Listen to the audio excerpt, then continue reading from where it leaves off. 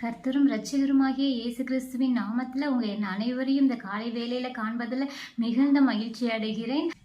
நம்மளுடைய வாழ்க்கையில் ஒவ்வொரு நாளும் ஏசப்பாக்கு நம்ம நன்றி சொல்லி துதித்து பாடிக்கிட்டே இருக்கணும். அவரை ஒவ்வொரு நாளும் நம்ம அவர் செய்த நன்மைகளுக்காக ஒவ்வொரு நிமிஷமும் நம்ம அவருக்கு வந்து நன்றி சொல்லிக்கிட்டே இருக்கோம். இப்போ ஒரு சின்ன விஷயம் பார்த்தீங்கன்னா, நம்ம ரோட்டில் நடந்துட்டு இருக்கும்போது ஒரு சின்ன பையன் நமக்கு ஒரு சாக்லேட் கொடுத்தா கூட நம்ம அவங்களுக்கு தேங்க்ஸ் சொல்லுவோம் இல்லையா? அதே மாதிரி தன்னுடைய ரத்தத்தை சிந்தி நமக்காக நம்மளுடைய ஜீவனையே கொடுத்த நம்ம தேவனுக்கு ஒவ்வொரு நாளும் நன்றி சொல்லி துதித்து பாடிக்கிட்டே இருக்கணும். அதே மாதிரி ஒரு பைபிளில் ஒரு கேரக்டரை குறித்து நம்ம இப்போ பார்க்க போகிறோம். பைபிளில் அநேக கேரக்டர்ஸ் இருக்காங்க, அநேக பேர் இருக்காங்க. இருந்தாலும் இந்த யோபுங்கிற மனிதன் மட்டும் மிகவும் ஒரு தனிப்பட்ட ஒரு மனிதன்னு சொல்லலாம். எனக்கு ரொம்ப பிடிச்ச கேரக்டர் பைபிளில் யோபுங்கிறவர்.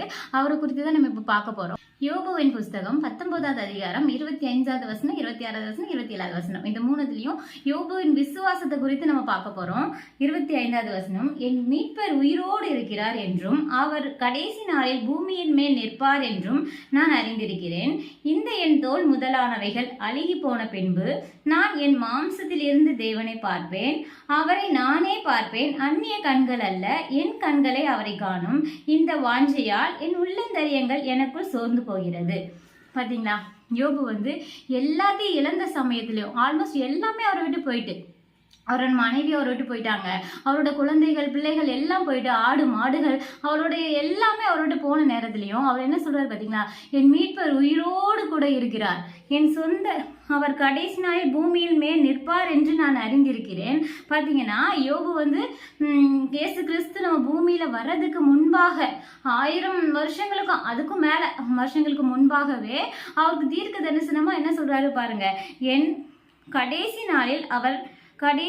நாளில் பூமியின் மேல் நிற்பார் என்று நான் அறிந்திருக்கிறேன். இந்த என் தோல் முதலானவை அழுகி போன பின்பு நான் என் மாம்சத்தில் இருந்து தேவனை பார்ப்பேன்.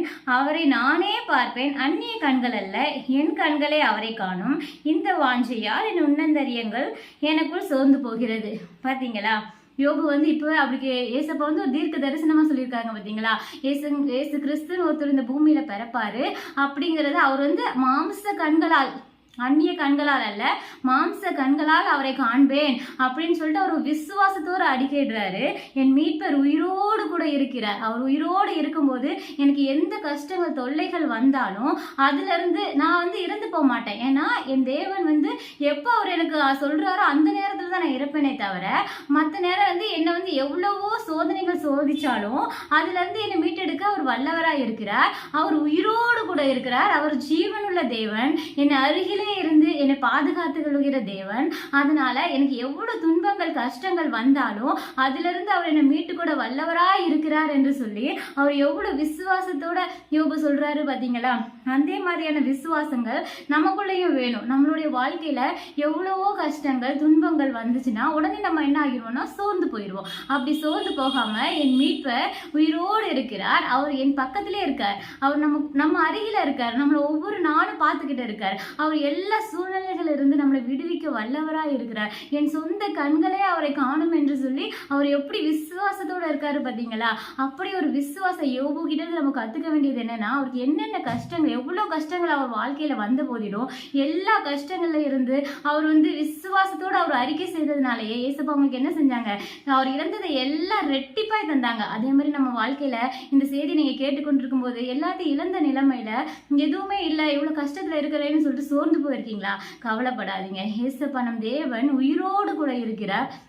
இன்னைக்கும் இந்த காலத்திலையும் ஏசப்பா உயிரோடு இருக்கிறார், நம்ம அருகிலே இருக்கிறார். உங்க காரியங்களை எல்லாத்தையும் மாற்ற அவர் வல்லவராக இருக்கிறார். அந்த விசுவாசத்தோட ஜெபிங்க. யோபுவை போன்ற இழந்ததை எல்லாம் ரெட்டதலையாய் அவர் தர வல்லவராக இருக்கிறார். அதே மாதிரி விசுவாசத்தோட அவரை நோக்கி ஜெபிப்புமா. பரலோக பிதாவே, உண்மை துதிக்கிறோம், உண்மை ஸ்தோதிக்கிறோம். எப்பா, இந்த வேலையில கூட, இந்த அதிகால வேலையில இந்த மெசேஜை கேட்கிற ஒவ்வொருவருக்குள்ளேயும் என் மீட்பர் உயிரோடு கூட இருக்கிறார் என்று சொல்லி அப்பா யோபுவின் விசுவாசத்தை அப்பா நீங்க கனப்படுத்தி அவருக்கு ரெட்டிப்பாய் கொடுத்தீரே அப்பா. இப்பொழுது கூட நாங்கள் விசுவாசத்தோட ஜெபிக்கிறோம். இந்த அதிகால வேலையில என்னெல்லாம் காரியங்களுக்காக நாங்கள் ஜெபிக்கிறோமோ அதுல எல்லாம் நீர் எங்களுக்கு அற்புதம் செய்து விட்டு நாங்கள் விசுவாசிக்கிறோம் அப்பா. இந்த வார்த்தைகள் எங்க வாழ்க்கையில நிறைவேறட்டும் அப்பா. உண்மை விசுவாசிக்கிறோம். நீரே எங்க விசுவாசத்தை கனப்படுத்துவீராகப்பா. இயேசுவின் நாமத்துல ஜெபிக்கிறோம் பிதாவே, ஆமென்.